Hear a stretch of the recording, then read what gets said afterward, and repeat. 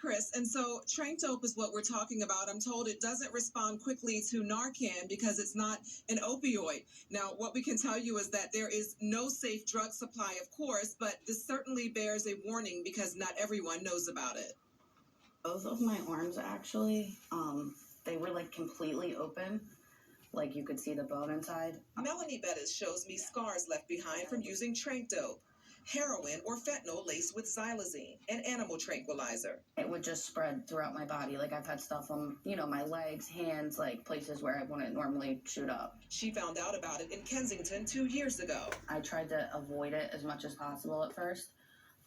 But it definitely got to the point where it was just in everything. Bettis says a doctor told her she could lose her arm. Now she's almost 9 months sober and says her body has healed from the abscesses, but she says others weren't as lucky. The girl that I was locked up with lost one of her fingers because of it. Bettis is now continuing recovery with the help of Savage Sisters.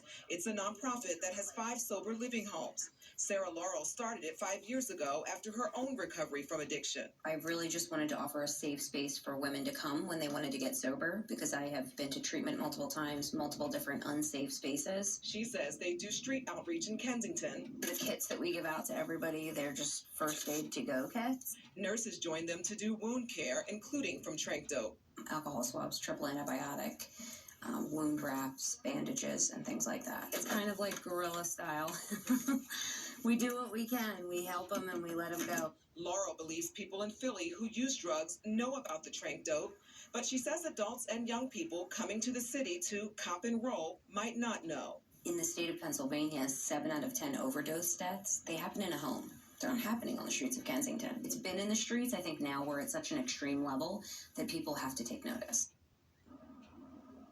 And for more information on her organization, Savage Sisters, just go to fox29.com.